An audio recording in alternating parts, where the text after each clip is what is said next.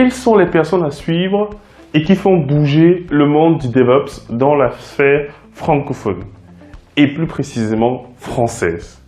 Alors, dans cette vidéo, je vais vous présenter quelques influenceurs qui animent des communautés DevOps et qui contribuent vraiment énormément à l'écosystème DevOps du côté de la France.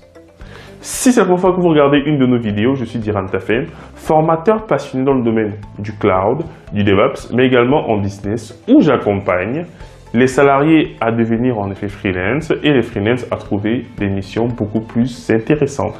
Donc si l'un de ces trois thèmes t'intéresse, je t'invite à t'abonner à notre chaîne YouTube, mais également de nous suivre sur LinkedIn notamment, où nous publions chaque semaine des formations gratuites avec la présence du coup d'un formateur et qui se déroule en soirée.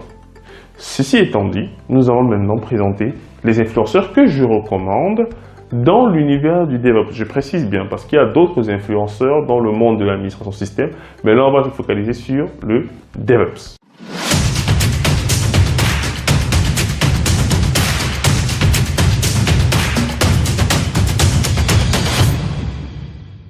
Avant de présenter nos différents influenceurs DevOps, je tenais déjà à citer CocAdmin qui réalise des vidéos depuis plusieurs années dans le domaine de l'administration système. Donc, il n'apparaît pas dans ce schéma parce que nous sommes dans l'univers bien spécialisé du DevOps. Mais je tenais en effet à le remercier. C'est quelqu'un pour qui j'ai énormément de respect. C'est pour ça en effet que je prends la peine de le citer en amont. Il a près de 60 000 abonnés sur sa chaîne. Il fait un travail formidable.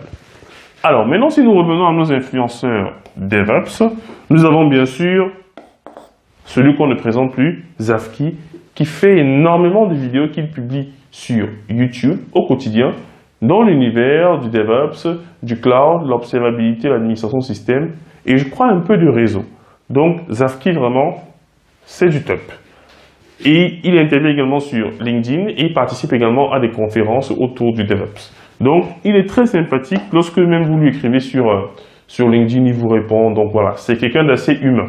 Ensuite, vous avez les compagnons du DevOps. Les compagnons du DevOps. Donc, qui est animé par Christophe Chaudier. Et lui, globalement, il va donc vous proposer des lives avec des experts DevOps, mais aussi des vidéos autour de l'écosystème GitLab. Donc, il est vraiment on va dire quoi, très porté sur GitLab et tout ce qui est CI/CD sur GitLab. Donc, c'est vraiment plutôt pas mal. Et je vous conseille également de le suivre. Ensuite, vous avez YohanDev. Alors, moi, YohanDev, je ne le connaissais pas vraiment, mais c'est un ami qui a partagé un de ses posts et j'ai vu un peu ce qu'il faisait et je trouvais ça intéressant. Alors, c'est vraiment pour les devs qui veulent devenir DevOps. Ça, donc c'est un dev de base et je crois Dev Symfony. Et du coup, j'ai vu qu'il réalise pas mal de vidéos sur comment mettre en place des pipelines CI/CD sur une application avec front-end, back-end. Il fait vraiment des mises en situation extrêmement intéressantes. Donc, contrairement à nous qui venons de l'univers du système, mais lui vient de l'univers du dev et il met en place des pipelines avec du GitHub Action, du GitLab, donc c'est plutôt pas mal. Vraiment, je recommande aux devs de le suivre, c'est très intéressant. Ensuite, vous avez Krusty Hack, donc Nicolas Hugues, que moi j'ai découvert, ça fait à peu près 1 an, et qui fait également des vidéos autour du DevOps, et qui intervient aussi sur LinkedIn avec des posts assez intéressants. Donc, il a également une chaîne YouTube. Tous ont des chaînes YouTube. Hein. Tous ont des chaînes YouTube. Donc, j'ai vu par exemple ces vidéos qu'il a fait sur Tekton, donc pour mettre en place des pipelines sur Kubernetes. Donc voilà, je pense que c'est peut-être lui qui se rapproche plus de ce que moi je fais dans l'univers des microservices. Donc vraiment, n'hésitez pas à le suivre. Vous avez Cookies Connectés. Donc j'ai suivi 1 ou 2 vidéos qui étaient très bien faites. Et la chose qui m'a marqué, c'est que dans sa façon de s'exprimer, ce n'est pas forcément un IT de base. Donc, parce que je ne l'ai jamais vu faire de tech. Mais sinon, il arrive à expliquer des concepts tech de base de façon très simpliste.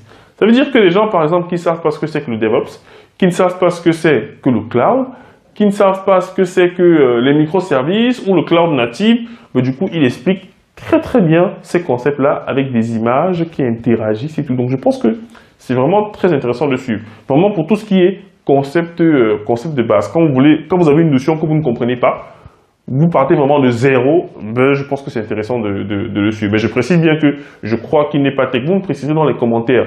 Donc, du coup, je pense que ça veut dire que même des personnes qui ne sont pas forcément tech peuvent, avec des recherches, pouvoir diluer l'information et pouvoir la présenter sous une forme beaucoup plus consommable. Donc, vraiment, chapeau à lui. Ensuite, vous avez Electro Monkeys, je crois bien, si je ne me trompe pas, qui réalise un podcast. Donc, moi, je les ai découverts parce qu'ils invitaient pas mal de monde. Je crois qu'ils ont invité Zafki, les comparants du DevOps, je suis pas sûr. Mais j'ai quand même vu quelques invités qui venaient souvent de grosses entreprises comme Scaleway, OVH, et qui présentaient leur cas d'usage, de mise en œuvre, de migration vers le cloud, de DevOps, etc. Donc, c'est vraiment un podcast assez intéressant.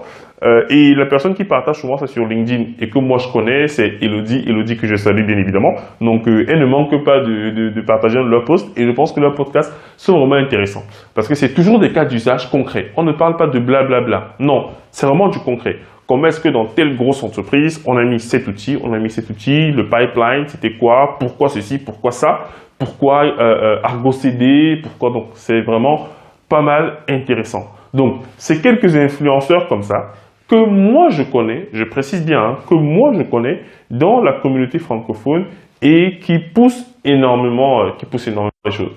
Maintenant, du côté de la Suisse, je sais qu'ils organisent souvent les DevOps Day et moi je connais Mathieu Robin qui lui également est assez moteur du côté de la Suisse dans tout ce qui est DevOps.